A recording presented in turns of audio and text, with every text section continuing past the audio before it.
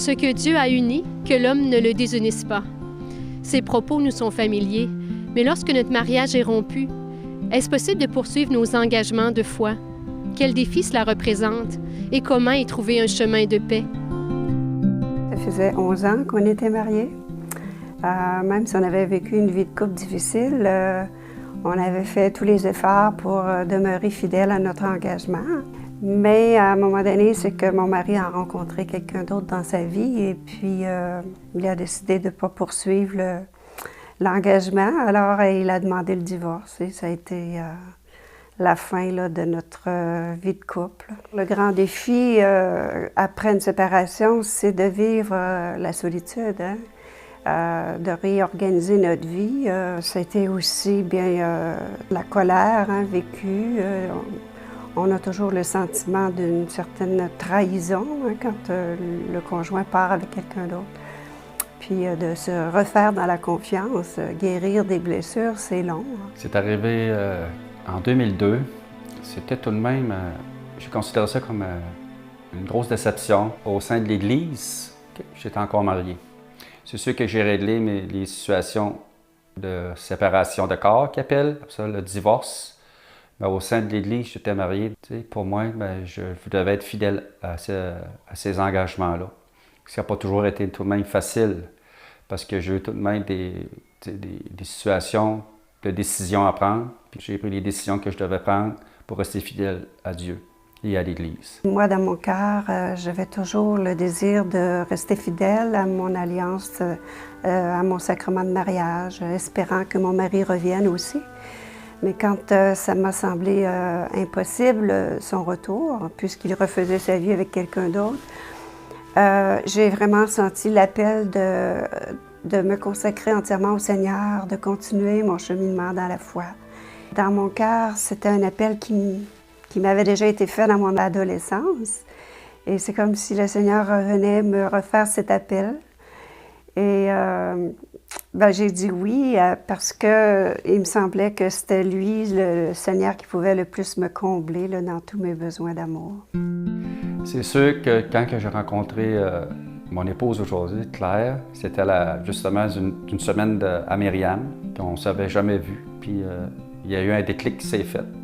Mais on s'est parlé comme quoi que ce serait préférable qu'on ne se parle pas, qu'on ne s'écrit pas, jusqu'à temps que tout soit réglé. Le plus gros défi, ça a été quand Bruno me dit qu'on ne pouvait pas continuer parce qu'il n'avait pas sa nullité, puis qu'il a dit qu'il faut qu'on attende. Je me disais, si c'est pas là, c'est parce qu'il y a des choses que toi, tu veux guérir dans nos cœurs, dans son cœur. C'est sûr que moi, j'étais veuve, c'était pas les mêmes blessures parce que mon mari était malade, il est décédé. Les enfants étaient là, ben maman, pourquoi t'attends? Pourquoi tu veux l'attendre? Peut-être qu'il reviendra pas. Puis je disais non, en dedans de moi, j'étais sûre. Dans mon cœur, ça me disait, attends, tu vas voir, j'ai quelque chose de beau et de grand pour toi. La démarche se faisait, il fallait que je sois très patient et on priait l'un pour l'autre, sans le savoir. Puis c'était un temps de guérison aussi pour moi, là, cette attente-là. Et à travers la prière, les sacrements, c'est comme ça qu'on arrive à dépasser la peine puis à retrouver une certaine paix. Ça prend des années pour retrouver la joie de vivre, être capable de pardonner. C'est des étapes qu'on doit vivre. Et à travers celui-ci de Myriam, il y a justement 4 étapes importantes à vivre. D'abord, c'est l'acceptation de cette épreuve-là, de notre condition d'une nouvelle vie. Et ensuite, c'est le pardon. On fait des démarches avec le sacrement du pardon, avec l'aide de l'accompagnement. Ensuite de ça, c'est la réconciliation. Il y a toujours une porte ouverte au retour du conjoint.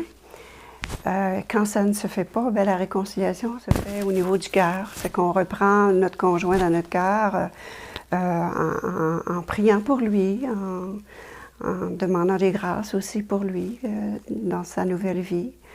S'il y a besoin de conversion, on demande aussi, on offre notre vie pour aussi le salut de notre conjoint, sa conversion. Je pense que si on n'est pas branché sur le Seigneur, des exigences peuvent paraître impossibles à vivre Parce que bien des fois, on est porté à se condamner dans des événements comme ça. Il y a la culpabilité qui embarque, il y a la responsabilité. On se dit comment j'ai fait, comment je suis en arrivé là, puis pourquoi.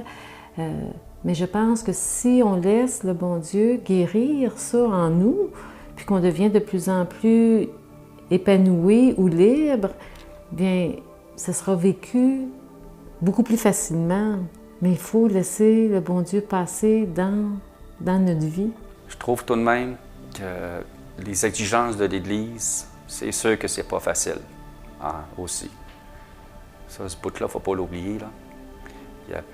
C'est comme quelqu'un qui suit une recette, puis c'est sévère, un régime sévère. Mais par contre, il sait qu'au bout de ce régime-là, ça va lui donner des dividendes. Là. Pas vu sa santé, mais c'est la même chose. Qu'est-ce qui est beau là, au sein de l'Église, ce que l'exigence de l'Église, à travers les sacrements, on va trouver notre force, la grâce qu'il faut pour aller où ce que le bon Dieu veut nous mener. Si on dit, bof, on va s'arranger avec ça, tu as des chances de bifurquer une couple de fois. Mais si on va au sacrement du pardon, tu repars en eux, puis tu te dis, le bon Dieu, il nous donne la grâce et la force de faire un bout de chemin encore plus grand.